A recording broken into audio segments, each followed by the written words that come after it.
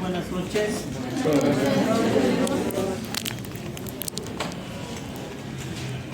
Bueno, como ustedes bien sabrán, la doctora Antesana ha tenido una emergencia y ha tenido que cubrir esa emergencia, entonces reemplazo son aproximadamente 3 clases o en su caso, dependiendo de los feriados, más o menos lo que vamos a desarrollar, el contenido que estaban viendo con la doctora Antesana.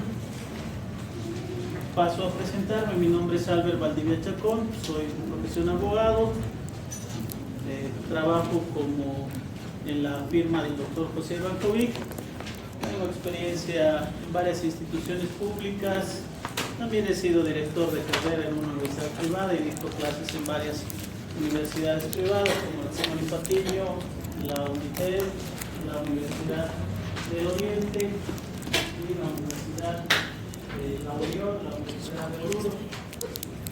En ese entendido, entonces, voy a intentar ser una guía más para ciertos temas que nosotros vamos a ver.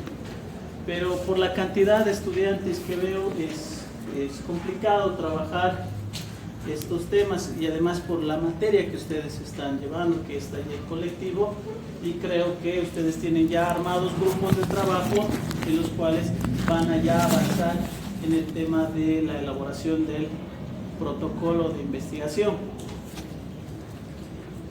Creo que ya les había dado lineamientos sobre estos temas en los cuales ustedes podían elegir entre los niveles de investigación y los tipos de investigación jurídica, y entre los que había mayores recomendaciones para que ustedes puedan trabajar en un tipo de protocolo que pueda ser mucho más sencillo. A un principio, cuando se habla de metodología de la investigación, esta tiene su complejidad porque no estamos acostumbrados a tener parámetros de cumplir o identificar formas en las cuales uno pueda manejar estos protocolos y estas reglas de redacción cuando se trata de metodología de la investigación. El resumen y la forma en la cual la doctora lleva el desarrollo de sus clases es una de las más didácticas. ¿Por qué? Porque es la misma que yo utilizo para poder enseñar esta materia dentro de las universidades en las cuales trabajo, porque soy docente también de taller de grado, que sería lo mismo que tenemos, que sería taller colectivo en este caso de ustedes. Nombres más, nombres menos, pero la esencia es la misma. En realidad es metodología de la investigación. Yo le proponía a la doctora, pero que se adecuaba mucho más con grupos que eran de metodologías de la investigación, que es la primera parte de la materia que ahora ustedes están viendo, de incorporar una nueva unidad que era la de inteligencia artificial aplicada a la redacción de textos académicos y de estudio. Como eso es una materia de primero, entonces les sirve mucho a ellos cómo utilizar esta herramienta para poder elaborar el tema de sus esquemas, presentaciones, resúmenes y otras que te facilita el uso de la inteligencia artificial. Pongo a consideración de ustedes, podemos trabajar con el tema de inteligencia artificial, en los cuales les puedo enseñar a identificar fuentes básicas o utilizar esta inteligencia para poder realizar su marco teórico o documentos bases para poder elaborar sus protocolos. Aunque no les va a servir mucho, ¿por qué? Porque no son complejos los temas que les ha sugerido la doctora, porque dentro de los niveles de investigación que ustedes tienen, ella les ha sugerido que puedan tomar tipos de investigación comparativa. ¿Por qué compartir con dos variantes, ya sean similitudes o diferencias? Que es sencillo en el planteamiento del objetivo general, de los objetivos específicos y el contenido del mismo.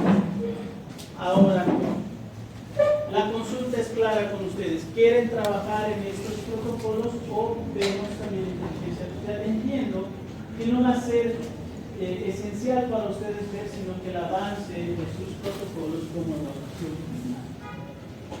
Pero además, manejar una clase como esta ya es muy complicado. Ni siquiera voy a tener que modular la voz para que todo esto llegue a ustedes.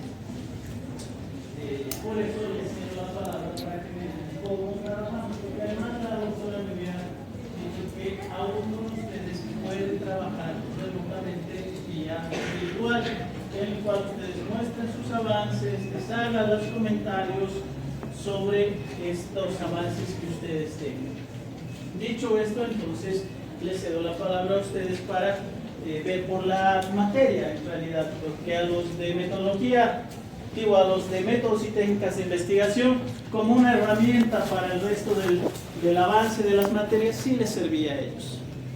Porque esencialmente con ellos he planteado tres objetivos. Primero, situar en qué parte del derecho se encuentra el derecho informático, sus principales ramas de estudio, cómo simplemente facilitar esta idea sobre, porque si no tienes primero la noción teórica en qué parte se encuentra el tema de la inteligencia artificial, pues no solo vas a aprender porque este no es un taller para poder aprender a utilizar estas herramientas, sino que esencialmente por la materia y por la profesión que estamos llegando a tener, debemos saber los alcances, límites y consecuencias jurídicas sobre la inteligencia artificial. Entonces, creo que la universidad no tiene esos temas por el tema de que no ha actualizado sus pensum o contenido académico, pero sí puede entrar esencialmente como una herramienta, como unidad en las otras áreas. Explicado esto, entonces pongo a su consideración de ustedes para poderles colaborar en ese desarrollo de lo que han ido viendo con la doctora Antesana.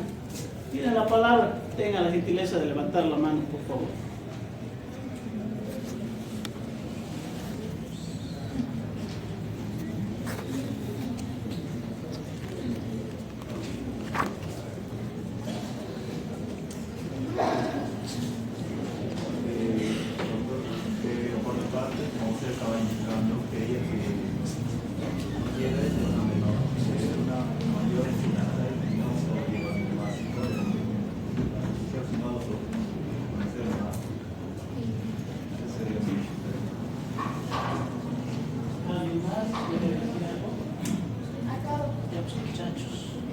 Bueno, como bien lo mencionaba, ¿no? Eso de la inteligencia artificial es una herramienta fundamental para la elaboración, en este caso para los protocolos.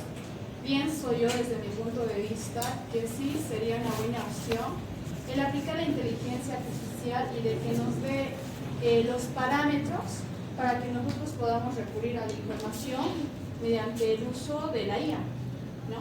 Para, no sé, hacer lo que es la redacción, de qué manera introducirlo, porque eso de alguna manera u otra nos ayuda a que nos actualicemos en el aula y también nos va a colaborar a que nosotros tengamos fuentes de información más viables, pero siempre y cuando considerando que sean exactas.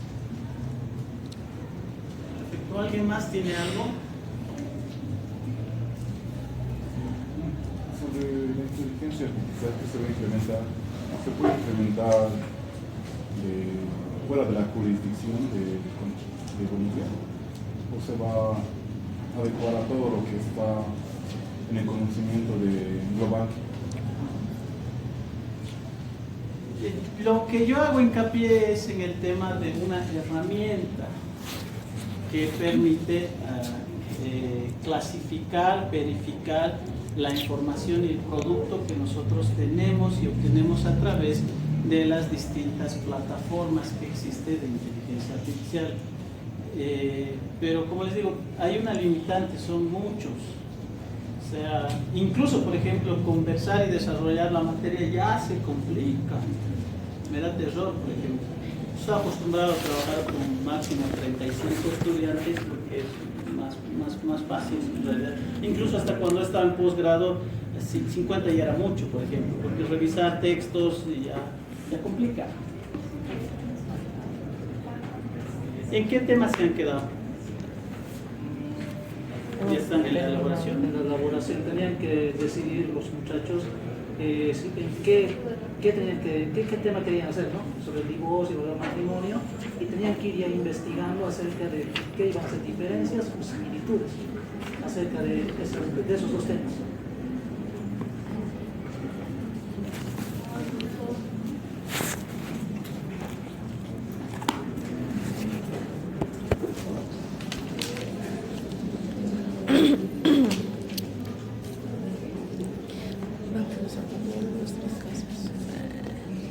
Lo que dentro del desarrollo de esta materia, por ejemplo, el tiempo es importante, el avance es importante.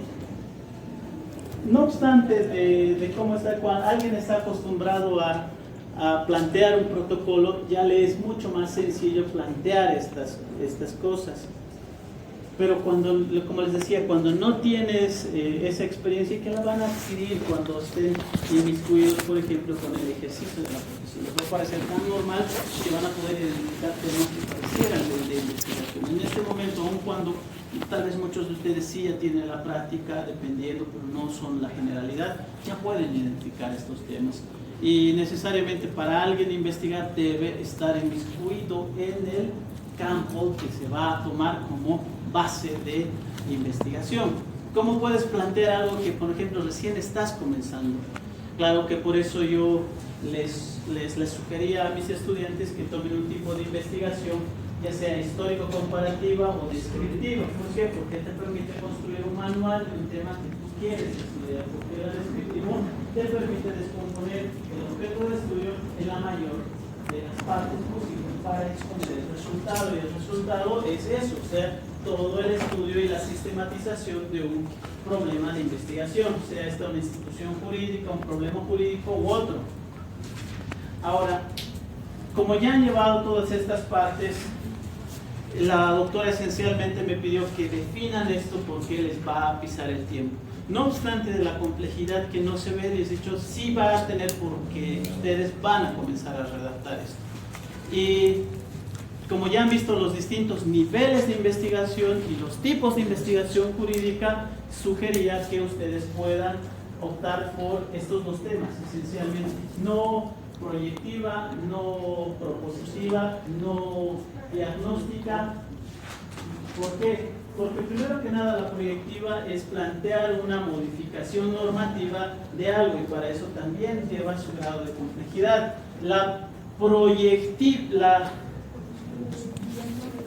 La de diagnóstico es aún más complicada por el tiempo, no por la forma de hacer. ¿Qué quiere decir la diagnóstica? En realidad es la presentación de un cuadro estadístico para verificar un dato, porque tú te enfrentas con el objeto de estudio de primera mano. O sea, por ejemplo, una de las diagnósticas va a ser la más común que siempre les enseño a mis estudiantes. Por ejemplo, medir el grado de reincidencia en la ley 348 después de una conciliación. Por ejemplo, ¿cuántos casos de 348 han llegado a conciliación y después se han vuelto a habilitar, se ha vuelto a una nueva violencia cuando no ha significado una solución en temas de la conciliación? ¿Y cómo vas a obtener ese dato? A través de tabular datos, porque incluso delimitar, imagínense de Bolivia, ¿vas a tener acceso a todos los juzgados en los cuales ha habido conciliación? No.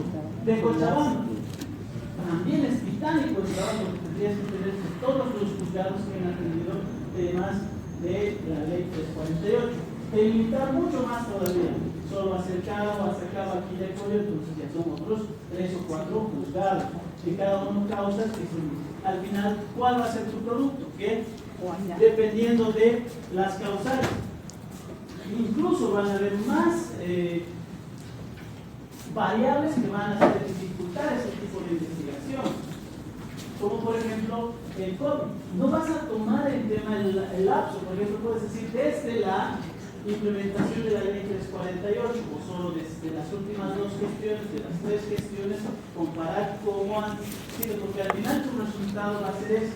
Pero una de las facilidades que tiene el tipo de investigación jurídico explorativa es que no tiene hipótesis.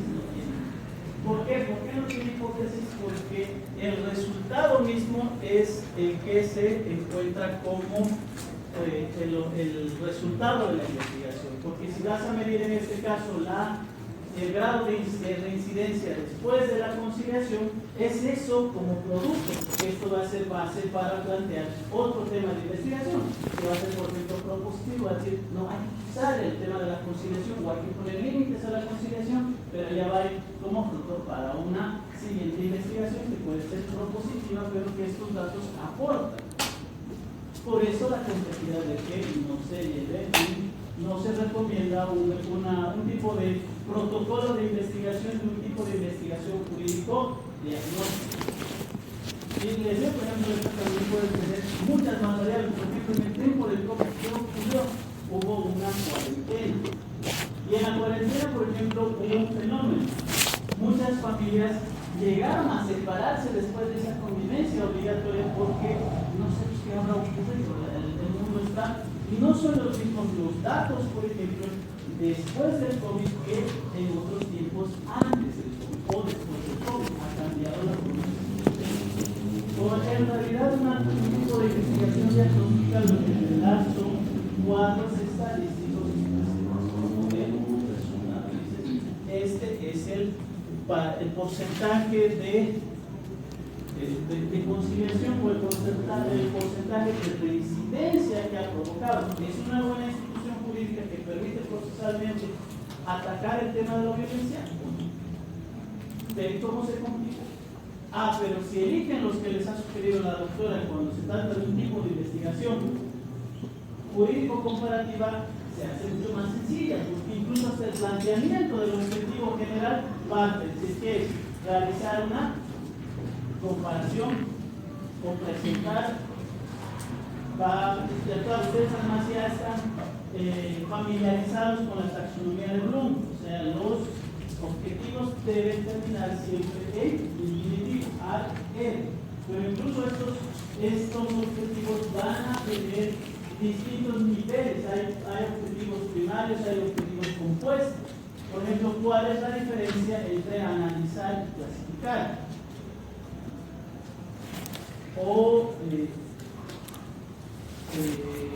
Miren, por ejemplo, analizar conlleva tres tareas.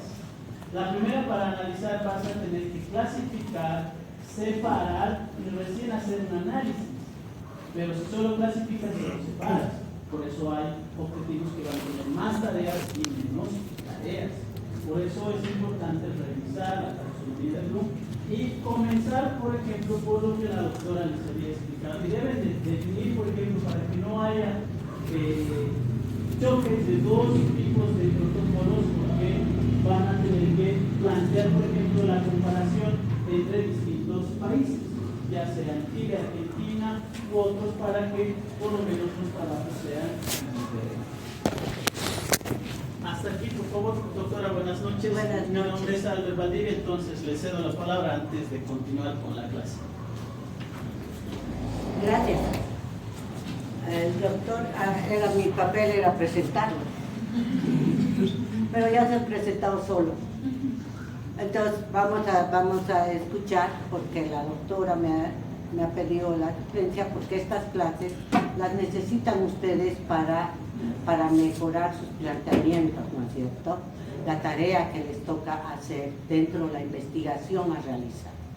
Pero sé que el doctor Valdivia es un experto en IA, ¿no? Entonces vamos a aprender de él, incluyendo mi persona, vamos a aprender el manejo tal vez de estas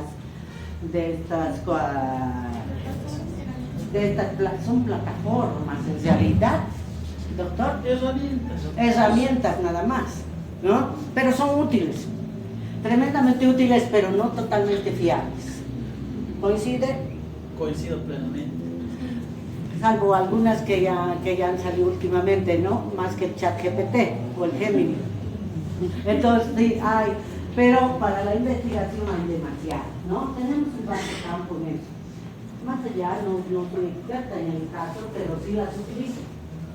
Pero porque hago investigación, los que mis alumnos saben eso, que todo el tiempo estoy investigando. No están abiertas las ventanas y no vas a morir de calor. Entonces vamos a estar un poquito tolerantes con el tiempo y vamos a tratar de aprender estas herramientas y tratar de aprender lo que nos ha traído el doctor, ¿no es cierto? Entonces aprendamos de él y vamos a ver cuál útil nos va a ser, porque siempre nos va a ayudar, ¿no? Más allá de lo que nos encanta leer, ¿no ves? Entonces estas herramientas nos van a ayudar a buscar más rápidamente lo que necesitamos para terminar nuestro trabajo. ¿Está bien? Entonces consideremos de esa manera totalmente útil, muy agradecida con su paciencia del doctor y vamos a escucharle. Entonces no sé si va a entrar ya en la practicidad o va a continuar con un poco más de introducción. No, lo que me pidió la doctora es que hagan hincapié en que elijan sus temas para comenzar y con base en eso para que podamos estar avanzando. Como les digo, hoy por ejemplo podríamos hablar sobre derecho informático, que es el paraguas en el cual se alojan las responsabilidades y límites de la inteligencia artificial. Ya les he dicho, yo no puedo enseñar inteligencia artificial como un taller, porque no es ese el límite. Nuestra responsabilidad como en la profesión no lo es que debemos saber los alcances, límites y consecuencias jurídicas que existen sobre el uso de estas nuevas formas de tecnología o nuevas TICs que a algunos les gusta utilizar. Pero lo que guste aplicar, yo creo que más útil va a ser lo que quiera darnos, ¿no ven? Entonces vamos a aprender todos, porque ya estamos a finalizar, ya estamos según el calendario breve, y ellos que tienen que concluir este año con un trabajo, ¿no es cierto? Entonces, si vamos a aprender esto conscientemente, entonces nos va a servir muchísimo, no solo para esta materia, para todas, ¿verdad? Entonces, pongámosles un poquitito de esmero, nada más. ¿Está bien? Le dejamos en escenario, doctor Valdivia. Gracias. Concluyendo, por ejemplo, por eso les decía, por eso es la sugerencia que les hacía la doctora de que elijan esta forma de tipo de investigación clínica. Como verán, por ejemplo, en la diagnóstica o en la descriptiva, la complejidad está en el trabajo. No obstante que los resultados pueden ser muy importantes, porque si hacen una diagnóstica van a tener la posibilidad de, a partir de este trabajo, plantear otros trabajos de investigación, pero además presentan resultados de primera mano. Quiere decir, yo por primera vez he presentado datos estadísticos sobre una institución pública, un problema jurídico global, pero podrán saber delimitar dónde pasa a ser y esa delimitación además debe ser en tiempo y espacio, que quiere decir que delimites cuánto tiempo vas a tomar para una gestión, dos gestiones, y además si lo vas a hacer, pero además puede llegar a ser un trabajo no muy bueno si la delimitación también tiene algún tipo de no vas a poder generalizar, por ejemplo, con los datos obtenidos de Sacaba de como un conocimiento general. Todas esas variables pasan a tener que revisarlas antes de hacer. Entonces, para alguien que está comenzando y no tiene el tiempo para hacer no es difícil, porque debe dedicar tiempo. Pero si le van a hacer, por ejemplo, comparativos sobre, y eso es lo que quiero que hoy, antes de comenzar con lo que les propongo, definan como grupos de trabajo. Van a elegir matrimonio, divorcio y los países en los cuales van a hacer. Ya saben cuál es el objetivo general, los objetivos específicos también son los mismos, como realizar una breve investigación, o presentar un cuadro comparativo, realizar una clasificación, una breve, y ya les ha dado estos objetivos y cómo se usan reglas que los objetivos además no deben utilizar más de uno en el planteamiento. Ese es uno de los, cuando alguien está comenzando en metodología de la investigación, comete el error de poner más verbos en infinitivo. Lo pone realizar, analizar, pero no es porque no sepa, sino simplemente es no identificar, pero puedes jugar en otro tiempo. O sea, la palabra, si en vez de analizar, ya no lo termines en ar, sino analiza. O sea, no es un objetivo porque no está terminando en infinitivo, o clasifica o algo. Eso debe tener bastante cuidado a la hora de plantear el objetivo general en específico. Por eso me pidió que primeramente comience con ustedes y esa tarea la van a tener con los asistentes de la doctora para que por supuesto ustedes tienen algo que quiera decir Daniel. Doctor, la doctora también está manejando el tema del marco histórico jurídico de los dos temas, el cual también les ha indicado que podrían investigar en ese paso, ¿no?, la historia del matrimonio o el divorcio de una determinada fecha a otra determinada, desde cuándo tiene vigencia o estuvo implementada el divorcio, de qué año hasta este año. Eso también para poder aclarar, no solo es, digamos, el tema de la comparación o las similitudes del divorcio y el matrimonio, sino también que podrían manejar también los compañeros el marco histórico jurídico de ambos temas. Eso como para tener la continuidad, por ejemplo, de las clases, para que recién entremos como herramientas, ya les he dicho. Ahora, las reglas básicas de lo que nosotros vamos a ver. Requiero dos cosas simplemente de ustedes. Que en estas 3 o 4 clases entonces hay un compromiso de respeto mutuo. ¿Qué implica esto? Miren, yo me distraigo fácil. ¿Por qué me distraigo fácil? Porque alguien que esté con su teléfono celular, converse o algo, sé que tienen cosas importantes tal vez que puedan decir, pero no en esta clase. Les pido lo segundo, que sus teléfonos celulares también los pongan en silencio. Entiendo que pueda tener una emergencia, siempre va a ocurrir y voy a entender también esa situación. Pero no va a ser una emergencia que tengas que responder inmediatamente. Son 1 hora y media que van a solicitar para que no me puedan interrumpir en el desarrollo de la idea, porque como les digo, soy alguien que se distrae muy rápido y además como estoy aquí puedo ver todo, o sea, hasta el más mínimo movimiento de ustedes se puede observar. Entonces, dentro del desarrollo de la clase también soy muy espontáneo, a veces comento o digo alguna palabra por demás, con el mayor de los respetos pido una disculpa ante la de antemano, pero además pido que ustedes sean honestos y francos. Para que yo los pueda cambiar. No lo hago con ánimo de molestar a nadie, simplemente como una didáctica para intentar comenzar. Ya les he dicho, he tenido 3 clases ya anteriores con los otros estudiantes, pero estos eran de metodologías y técnicas, digo, metodología de la investigación, entonces, métodos y técnicas, perdón. Para ellos era mucho más sencillo y más fácil abordar este tema. Pero con ustedes la complejidad está en que deben continuar con el avance de las materias, pero además con mi plus, aún pueden conmigo definir esto, pueden hacerme consultas y también pueden trabajar con la doctora a través de sus grupos y de forma individual.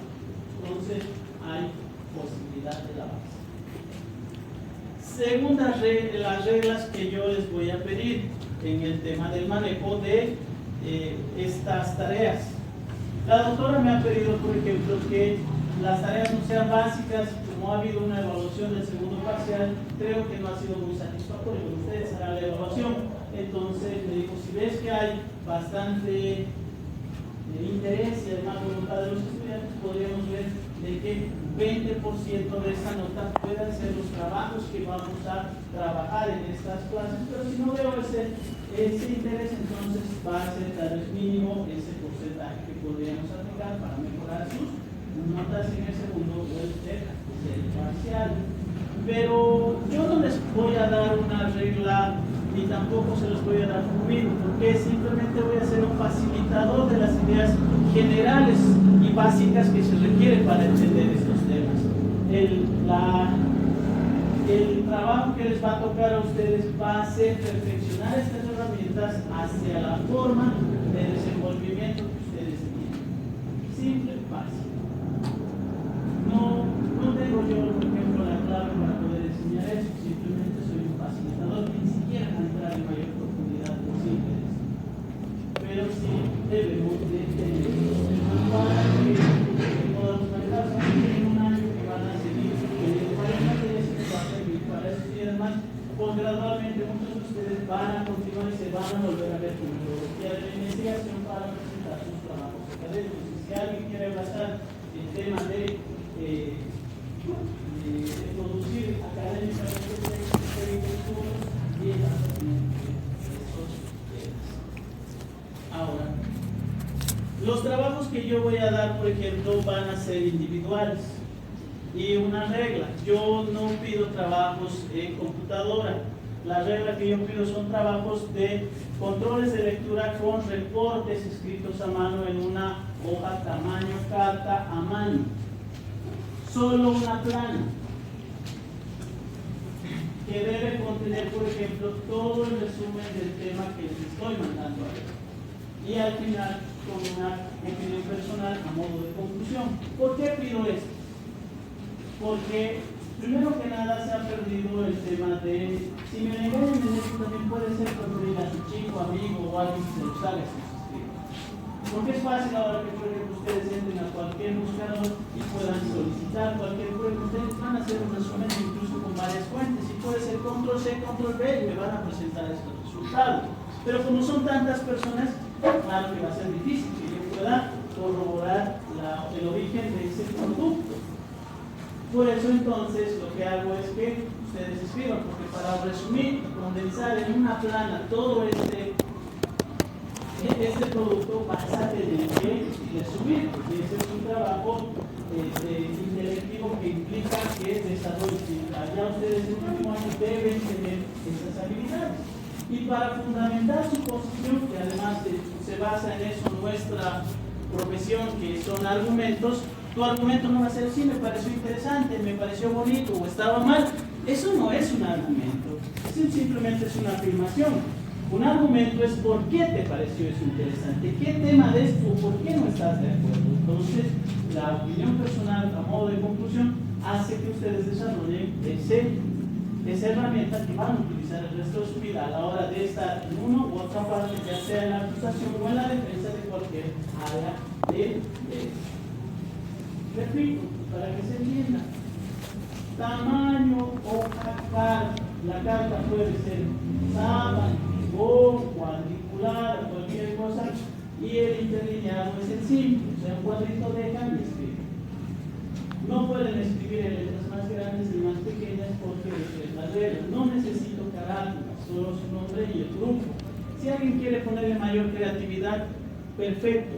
La voy a aceptar porque todo esfuerzo tiene su recompensa. No voy a coartar esa posibilidad que ustedes tienen. Pero lo mínimo es lo que requiero en ese caso. También el bolígrafo que ya dicho puede ser distinto, cualquier bolígrafo, hasta con lápiz, se elegir, porque después no me digan, ay no, mi 3 o 100 se ha dormido, esa parte está borrosa, doctor. No lo intenten hacer, por ahí no había el bolígrafo y hasta lápiz voy a aceptar. Pero por eso, como les digo, van a ser controles de lectura y de actividades que esencialmente van a controlar esos discursos. No lo hago por primera vez con ustedes, es como la forma en la cual trabajo con mis estudiantes. Pero algunos, siempre hay algunos algo que dicen, ¿sabes qué? Estamos hablando de las tecnologías de información en un mundo altamente informatizado, entonces, ¿por qué no podría ser el computador? Alguien lo quiere hacer, pero esto pasa a que me deben presentar su reporte en formato APA7 y ya no son una plana, sino se convierten en 3 planos. ¿Por qué? Porque está escrito. Si alguien quiere, pueden también, pero deben seguir las reglas de APA7. Para que no digan que no es la opción. Y además ustedes están en taller colectivo. ¿Qué es APA7? ¿Así? ¿Qué es una cita textual, cita para? ¿Qué es? Cita corta, cita larga, no es nada. Hasta parafrasear, yo creo ya.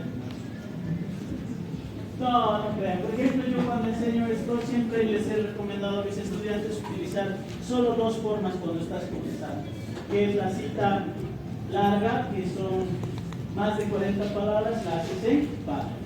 Y con las reglas, sea Chicago, sea APA, y que les pueden ser espacio y el interlineado. Cita corta, menos de 40 palabras, que va dentro del párrafo en cursiva y aquí. No les exigiría todavía para casear, que es mucho más complejo intentar utilizar las palabras y la idea del autor que están haciendo. Eso también podemos trabajar, eso es lo que yo recomiendo, porque cuando están comenzando, esas son las reglas.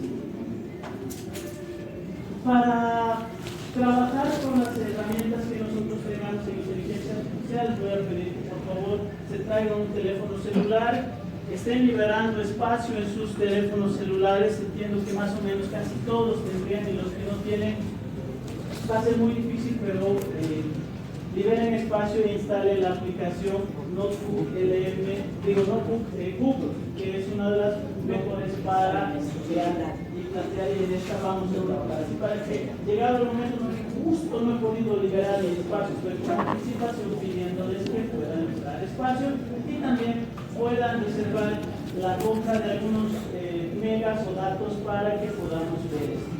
Sé que todos tienen, sé que todos tienen, por ejemplo, acceso a internet, más allá de todo. No me digan porque sé que están conectados, si no me van a mamar, ¿ya?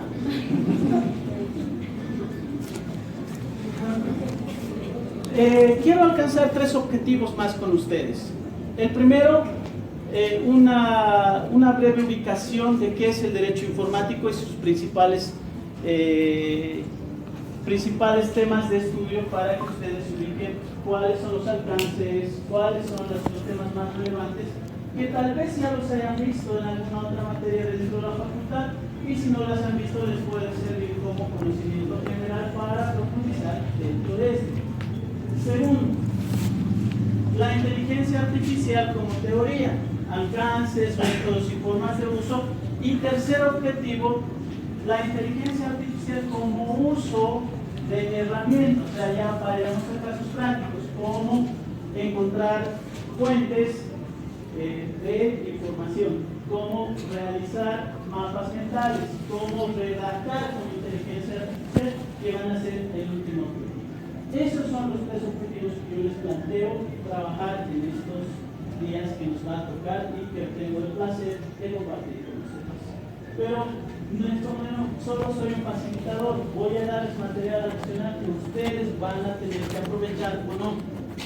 Entre comillas, aprovecharán, no sé, va a estar, depende de ustedes. Pero una cosa que siempre repito y siempre me dan también, todo esfuerzo tiene recompensa, y el tiempo que se pierde de esto no lo van a recuperar. Con el desarrollo de las clases anteriores, por ejemplo, también tengo incentivos, o sea, hago preguntas aleatorias en las cuales si alguien me contesta le he dado puntos. ¿Por qué? Porque en un conocimiento ya hay que aumentar un tipo de conocimiento, la verdad. Y no quiero escuchar, por ejemplo, el tema de que la discriminación no los conozco a ningún de ustedes. Y además en la academia no hay discriminación, y eso está establecido por la Corte Interamericana. ¿Por qué? Porque el que sabe, sabe, y el que no sabe, no sabe. Me enseña. No, mentira, pero yo recuerdo que cuando estudiaba en estas aulas tenía un profesor que era, tal vez algunos lo hayan conocido, también ha sido autoridad, que era el doctor Escalera, Jorge Escalera. Él solía decirnos, por ejemplo, yo he sido un buen abogado, yo nunca he hecho sufrir a mi cliente, tampoco les he jugado, no veo una persona que se pueda quejar de mí. ¿Saben por qué? Que yo soy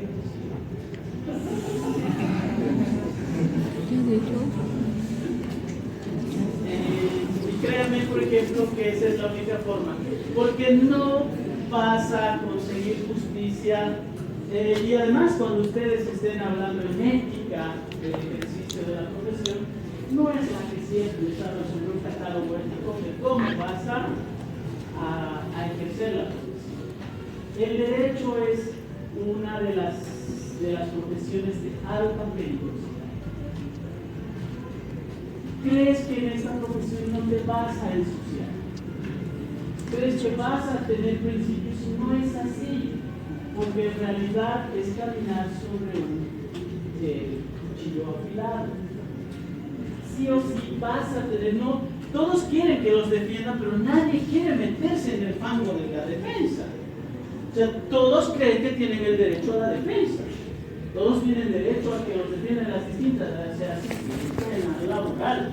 Pero dentro de eso, a los que les toca ensuciarse dentro de aquello y a los que los van a juzgar, siempre van a ser a nosotros.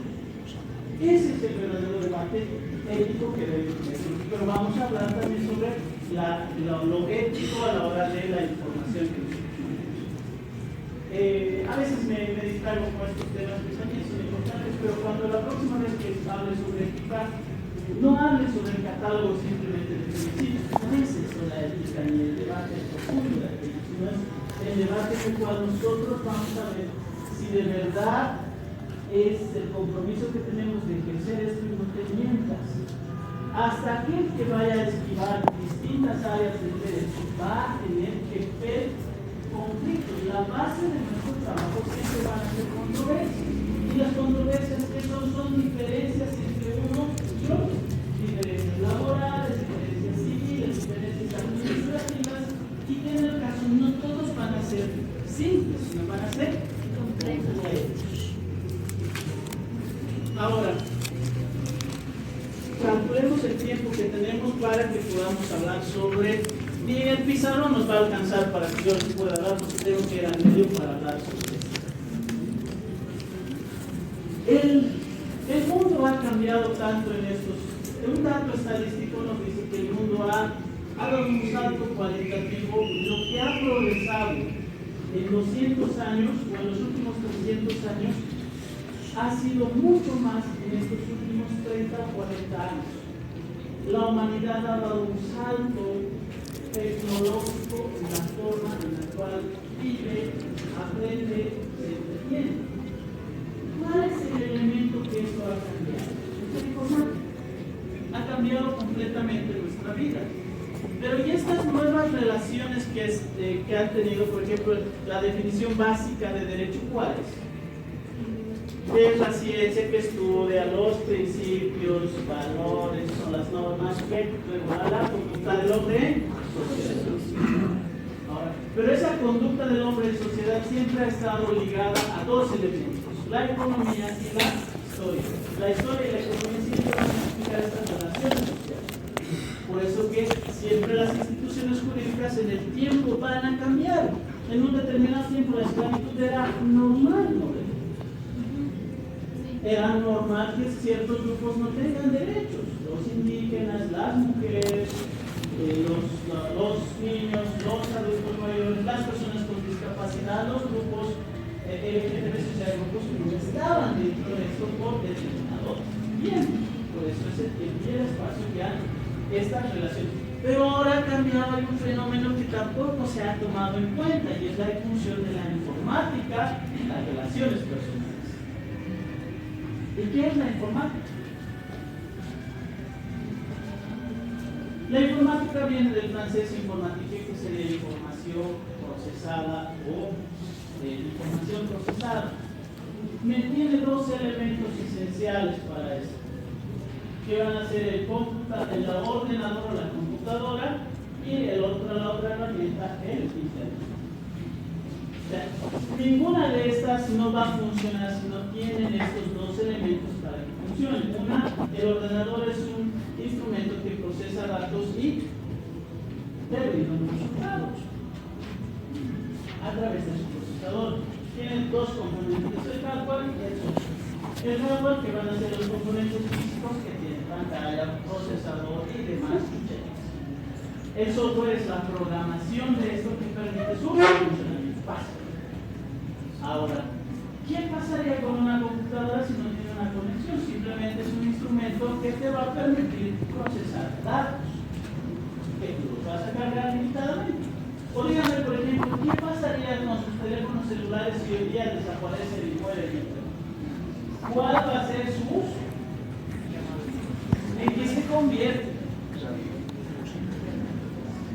Se va a convertir en una herramienta, aún les va a servir para procesar datos, tomar fotos, grabar, contener, pero no va a servirles como lo que ustedes en este momento utilizan. Está ligada a su vida. Incluso hay gente que comparte todo lo que está haciendo. No es hacer un testado sin revisor. Construyendo un abogado del futuro. Litigando años. Hay estados que tienen como eso.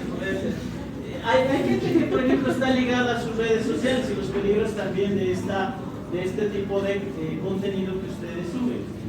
Pero, por ejemplo, no solo eso, incluso, por ejemplo, sus redes sociales son tan importantes para ustedes porque a algunos les permite ser, o sea, muestran lo que están haciendo, que comen, dónde está, con quién está, qué regalo se dio, así, ¿no? Por eso, ¿qué les va a servir entonces? O incluso hasta su forma de transacciones, que todos usan QR ahora. Ya no tienes que estar manejando efectivo, pero ¿qué hace posible que esta herramienta estas nuevas tecnologías de la información han cambiado nuestra vida y nuestras formas de vida? El entretenimiento, el aprendizaje, el comercio. ¿O creen que ustedes, por ejemplo, son una generación igual que la anterior a la hora de aprender? No. ¿Qué hacía, por ejemplo, la generación pasada a ustedes si quería aprender sobre un tema histórico, la Segunda Guerra Mundial, la Edad Media? Antes de los teléfonos celulares inteligentes. Mira la biblioteca. Tenía que pedirle a su papá que le compre el libro más caro porque no le gustaba ir a la biblioteca. Y si era pobre, tenía que ir a la biblioteca. ¿Y esto qué? Pero ustedes qué hacen, por ejemplo, si quieren saber sobre un tema histórico? La PPT, que me hizo cualquiera, porque te da ya distintas fuentes, te muestran videos, documentales, resúmenes, PDFs y turbinas, como dirían ellos. Pero esa te causa una ventaja y una desventaja. La ventaja es que tienes a un tutor inmediato que te da la información y además un amplia información. Pero es una sobreestimulación que tú no le sacas el beneficio. ¿O alguno de ustedes, por ejemplo, me podría decir cuándo ha terminado históricamente la Segunda Guerra Mundial? El que sepa, levante la mano. No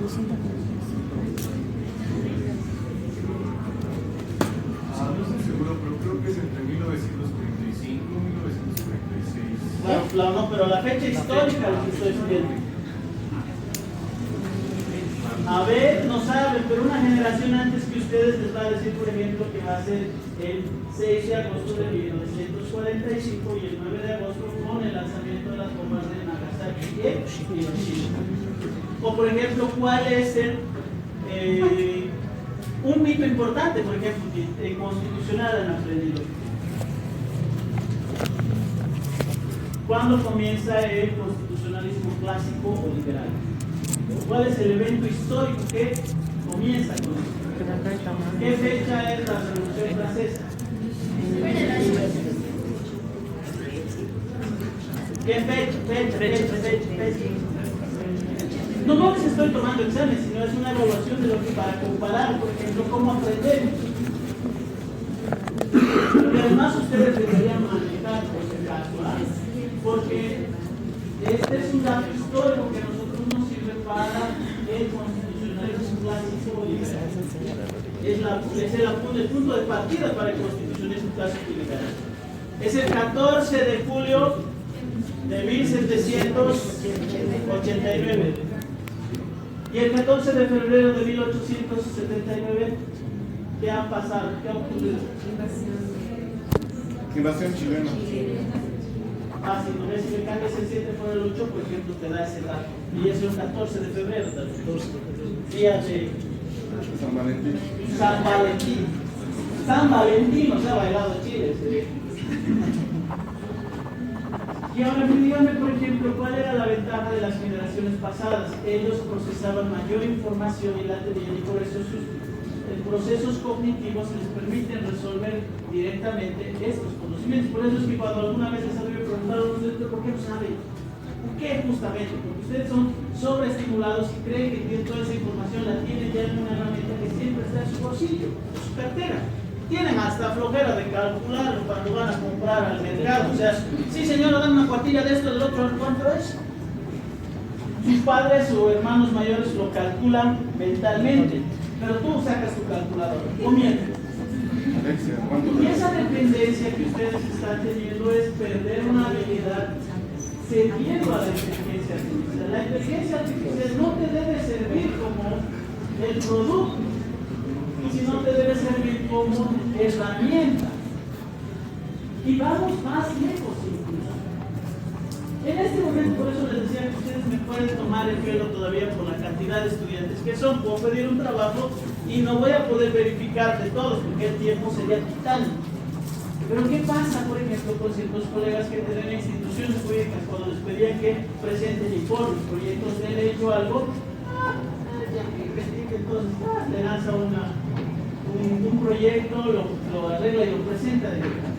He tenido que examen, voy a decir quién ha sido, pero he tenido colegas que han hecho eso. Me han presentado proyectos de ley del Perú, mezclados con el de Chile, porque lo han hecho por la plataforma. ¿Cuál ha sido el error que ha tenido? La inteligencia artificial te debe servir como una herramienta que debes verificar y tener el contacto y el mando tú, porque debes verificar el resultado del producto. Porque entonces, para hacer control C, control V, no los necesitamos a ustedes, sino solo a la computadora. Pero si además tú lo presentas y eres la única persona y es verificarle que ese trabajo lo han hecho con inteligencia artificial, pero además no has verificado, has perdido una habilidad y además has perdido una comunicación. Lo que quiero hacer hincapié en estas clases y cosas es eso, que ustedes puedan verificar y no pierdan como una herramienta y vean como un producto. Porque si el producto sin verificar ustedes los lanzan, ahí van a tener problemas. Pero además, la construcción de la inteligencia artificial es un pensamiento cognitivo lineal. ¿Qué quiere decir? Que son comandos que tú le mandas de A a B. Por eso es que tareas complejas las puede hacer, por ejemplo, de comparativas. Por ejemplo, tú dices, compara esta imagen con otra, busca las diferencias. Es fácil para la inteligencia artificial, pero es difícil para el ser humano. ¿Por qué? Porque nosotros tenemos dentro de nosotros otras variables o subjetividades. Este es un procesamiento lineal, por eso que la inteligencia artificial puede procesar datos comparativos mucho más fácil. Por ejemplo, si intenta diagnosticar un tipo de cáncer o enfermedad, va a encontrar las pequeñas variables que van a ser los niveles. Pero si tú le pides ya un conocimiento complejo, por ejemplo, si una pareja que tú conoces aquí en el aula y crees que, dice la pregunta es, ¿creen que se van a casar esa pareja? Una gran mayoría va a decir que sí, otra que no, e incluso otros van a decir, van a divorciarse. O sea, pero ¿por qué van a sacar esos conocimientos complejos? Las máquinas no tienen sentimientos. Porque ustedes tienen un pensamiento no lineal, es complejo, tienen subjetividades y depende de la edad, del lugar donde viene, la formación que ustedes tienen. La ideología, voy a pensar que tienen ideología, o sea, todo eso influye en la construcción de un pensamiento. Por eso no podemos perder nosotros como seres humanos esta facultad de creación de pensamiento complejo o subjetividad. A ver, un evento que por ejemplo podría ocasionar una pelea campal en esta aula es el suceso del domingo en la tarde, la final. Aquí debe haber, por ejemplo, personas que han apoyado a Argentina, personas que han apoyado a España, personas que solo han apoyado al Messi, personas que querían que el Bellingham, porque es moreno y lindo, sea el campeón, como querían el Java todavía, no sé. Pero ¿por qué va a ser, por ejemplo, estos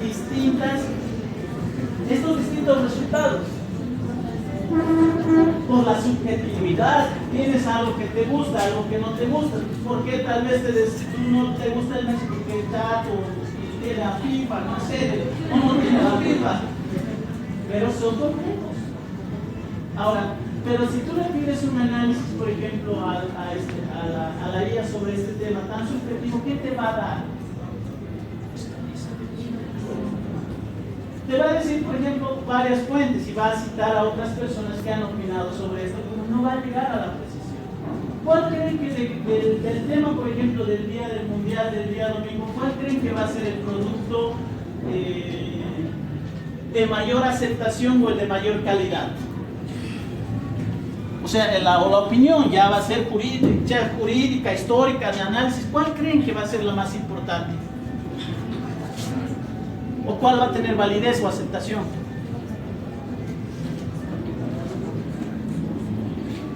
No va a tener la de ChatGPT, ni va a tener la que ustedes, porque en realidad ustedes, lo estoy suponiendo, no tienen la especialidad para poder hacer análisis complejo sobre el tema del fútbol.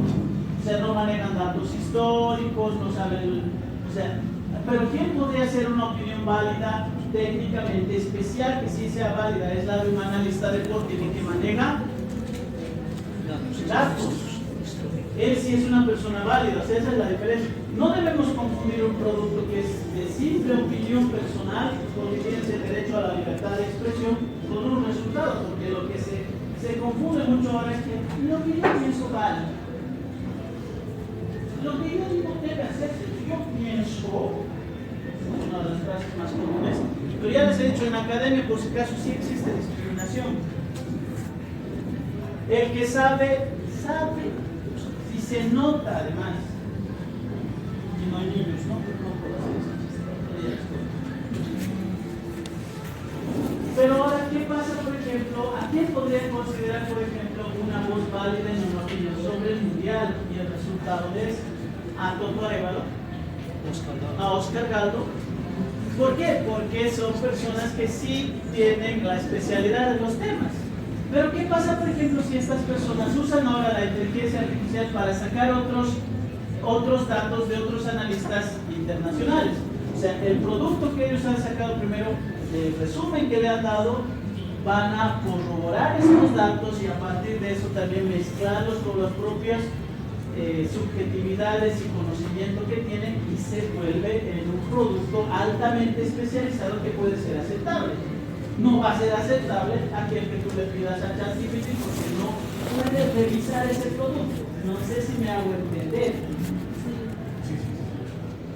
Porque si cometes el riesgo de creer que ahora tienes un especialista que te está dando el producto y esa es la herramienta, entonces ya no tendríamos no habría la razón de que nosotros sigamos existiendo en este planeta. Entonces, en ese momento, cuando pueda llegar a ser conocimiento, pensamiento cognitivo complejo, el ordenador, nosotros ya no somos necesarios. Por eso no se puede perder esa posibilidad de lo que ustedes tienen. Y lo han hecho sin querer. Han cambiado sin querer. Ustedes, bueno, hay distintos tipos de generaciones aquí. Unos más jóvenes, otros mayores, pero ahora, díganme, por ejemplo, cómo era hace 20 años, por ejemplo, consumir radio. No, ¿cómo consumías la información? Periódico. O sea, tenías que ver el periódico, la tele en el horario que estaba el noticiero o escuchar la radio. Ahora, ¿cómo te informas? Ahora ves ciencia, así te sobresaturas, no ni siquiera te acuerdas que has visto. Sí, creo que he visto ahí que se ha muerto en el Chapare baleado, pero ni siquiera sabes cómo se ha baleado, con qué lo han baleado. Y es por la sobreestimulación. Por ejemplo, ¿cómo el entretenimiento ha cambiado? Hace 20 años, ¿cómo se entretenía la juventud? ¿Qué hacía para entretenerse? Jugaba algún deporte o jugaba en la calle, no sé qué cosas más, no sé. Pero ahora, ¿qué hace la gente para entretenerse? Free Fire, Dota, no sé, varias otras plataformas de televisión todavía son malos. Son niños rata. Me hacen perder mi rancho. Y más. Pero,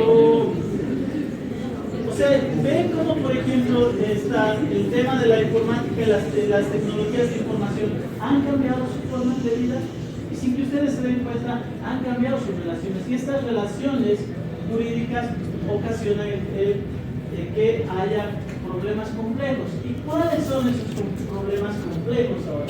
Es la información, el bien protegido por el derecho a informar, que se traduce en derechos, puede ser a la propiedad intelectual, propiedad del dinero, puede ser tu honor, tu reputación, porque ahora como la información es tan fácil de acceder y tan fácil también de distribuirla, puedes llegar a cometer delitos y afectar derechos de terceras personas. Hasta el comercio ha cambiado. Ahora hay plataformas como Amazon que te venden de todo, tornillos, material de construcción, naves, helicópteros, todo te vende Amazon, todo lo que puedas imaginar en tu mente hay en su catálogo.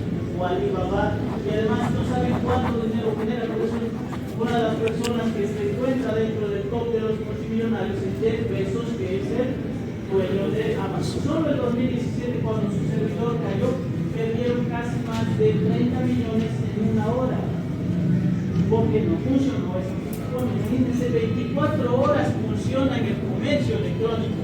Bueno, aquí no estamos acostumbrados, ¿por qué?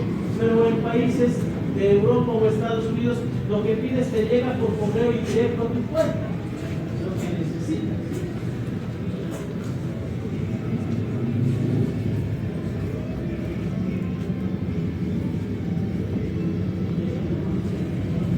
O sea, eso es en realidad lo que pasa. Lamento decir, por ejemplo, pero me distraigo más primero de ese tiempo. Estos últimos tiempos, por eso estamos íntimamente ligados a la informática y su evolución.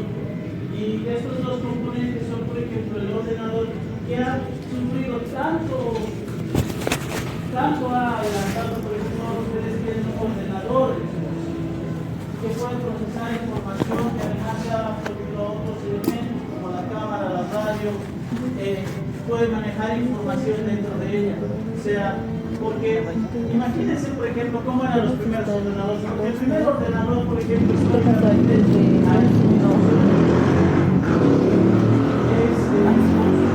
la Segunda Guerra Mundial por los británicos que llegan a descifrar el código Enigma, y el nivel de seguridad que llega a crear esta máquina que procesa datos es Alan Turing. ¿Ustedes saben quién es Alan Turing?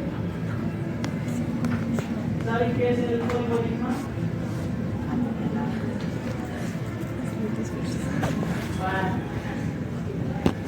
El código Enigma en realidad era el código cifrado de comunicaciones en la Segunda Guerra Mundial de los alemanes, que era encriptado y que ha sido difícil de poder descifrar. O sea, los aliados no pudieron descifrar esto y tenían una máquina que se llamaba Enigma. Esta máquina cifraba todas las comunicaciones, lo que no permitía y lo daba una mayor ventaja. Entonces, lo que crea la Turing es cuando capturan una de estas máquinas, aún le llegaban los mensajes, pero no se podían descifrar.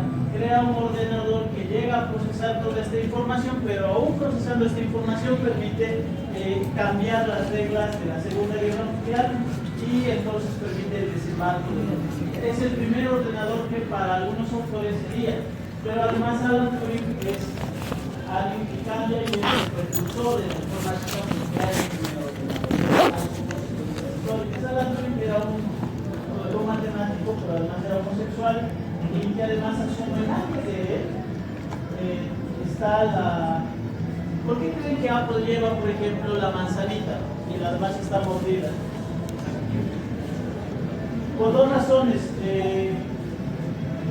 Porque el creador de Apple, por ejemplo, rendió homenaje a Newton por el tema de que cuando descubre la gravedad de su fórmula, es como la caída de una manzana, ya le cae la cabeza delante de él, pero es la manzana la que permite crear la fórmula para la gravedad. Pero la segunda y más importante es que Alan Turing muere mascando una manzana envenenada. Por eso es que ese es el homenaje cuando se logró en Apple. Para otros autores, por ejemplo, el primer sistema que podría considerarse un ordenador también es la citera de Grecia, que era un conjunto de granes que podían predecir fenómenos astronómicos como eclipses o cometas, que también está históricamente. ¿Pero por qué? Porque procesa datos y no Y eso es, pero esos adelantos tecnológicos han sufrido hasta lo que hoy conocemos como los ordenadores e incluso la historia, por ejemplo, del Internet, que pasa, pues también la Segunda Guerra Mundial y la Guerra Fría, la responsable de la creación del Internet, porque en plena Guerra Fría se necesitaba un canal de comunicación que sea sumamente fiable, porque las comunicaciones por radio, por teléfono, por telégrafo u otros podían ser vulneradas y podían acceder. Y como estaban en una guerra fría en la cual dos potencias altamente podían estar, necesitaban un canal de comunicación. Entonces el Departamento de Defensa de los Estados Unidos contrata a 3 universidades en California para que puedan crear una nueva forma de comunicación segura. Y así es que nace ARPANET. ARPANET era la base para la creación del Internet, que era la comunicación entre 3 universidades a través de computadoras en las cuales mandaron datos y recibieron datos. Y así es como nace el Internet en 1950. Pero da un salto altamente, porque antes de eso simplemente eran comunicaciones entre un ordenador conectado por cable y se encontraba a otro lado, una transmisión y recepción de datos, pero no era lo que hasta ahora podemos conocer como Internet. En 1990 aproximadamente se crea la famosa HTTP o el WWW, que es el World Wide Web, que sería la dirección o dominio, que ha permitido que ahora un ordenador no solo pueda acceder a un determinado una red local, sino que a partir de este dominio tú puedes entrar a un sinfín de páginas y poder compartir, y esa ha sido la revolución para que el mundo cambie. Y aquí viene otro tema importante. ¿Qué es un dominio? ¿Qué es un dominio? Un dominio de Internet es una dirección en la cual automáticamente se genera lo que llamamos las páginas web. Y el dominio tiene responsabilidades jurídicas. ¿Por qué? Porque se convierte primeramente en un patrimonio por la generación de recursos que pueda tener. Por ejemplo, www.albertvaldivia.com ¿tiene algún valor? Puede ser, pero en realidad si lo ves no. Pero www.coca-cola.com ¿sí tiene valor? ¿Qué pasa, por ejemplo, si perdiera este dominio Coca-Cola?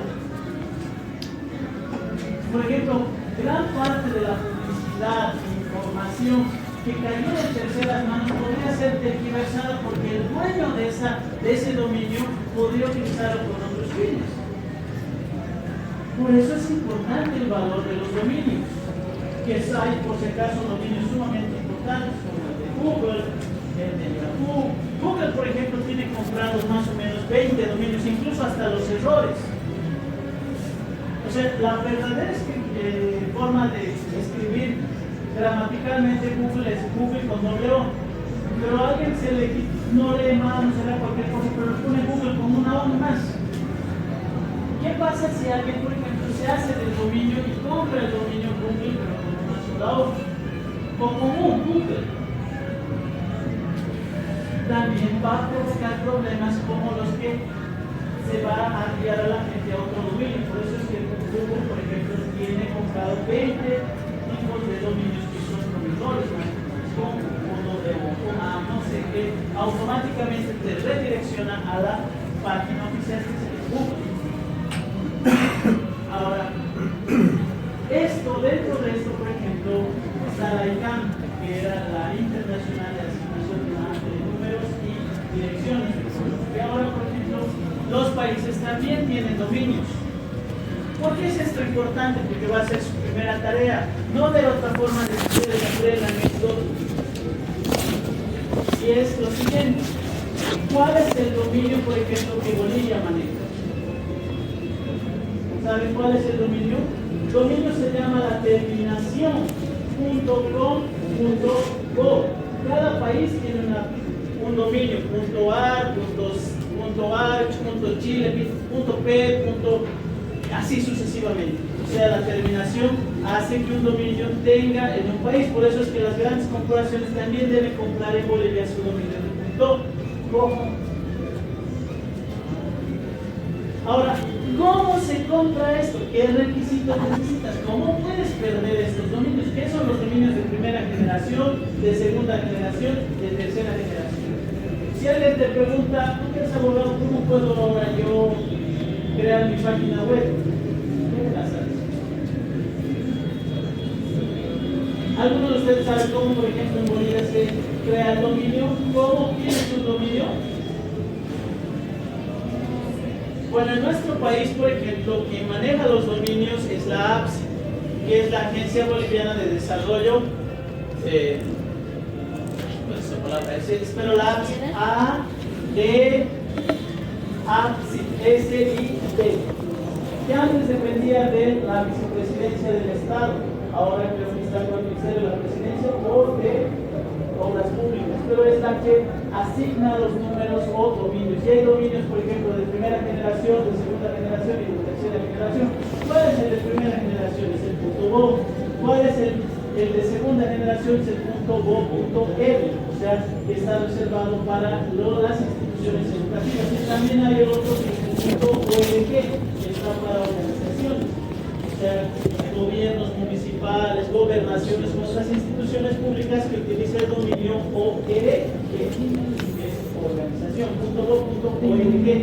Y hay otro de tercero que también son los sociales, que son aquellos .iglesia, .sindicato, .academia, no sé, por ahí un sinfín de dominios que uno puede utilizar y cada uno de estos tiene distintos precios y requisitos para tener un dominio. No hay otra forma de que esto puedan aprender y este es el primer control de lectura, es ingresar a la página de la APSI y leer todo sobre los dominios. Va a parecer que fuera una tarea titánica porque van a tener que ver todo esto. Después porque no son más de 5 pestañas que están distintos. ¿Qué necesitas? Verificar tu dominio si está disponible, reservar o pagar vía línea tu depósito al Banco Unión, que va desde 500 bolivianos, hay hasta el de 23 bolivianos, que es el de organizaciones sociales, para tener un dominio. Y cómo puedes perder el dominio y cómo puedes renovar cada año también este dominio. No hay otra forma de que yo les pueda enseñar porque voy a perder el tiempo. O sea, que este es el dominio de primera generación, este es la de segunda, cuando ustedes pueden entrar directamente a la página de la APSI, pero además siempre que quieran recuperar esta información, ya tienen el camino donde acudir. Por eso es que el control de lectura es un resumen sobre los dominios de Bolivia, que van a tener los alcances, niveles, requisitos y formas de actuar de dominio en Bolivia. Esa es la primera tarea del control de lectura. La próxima clase vamos a continuar sobre los temas más importantes de derecho informático, que van a ser temas de la libertad de expresión, derechos de vamos a hablar sobre los delitos informáticos y para continuar sobre propiedad. Y con eso pasamos ya directamente a gracias.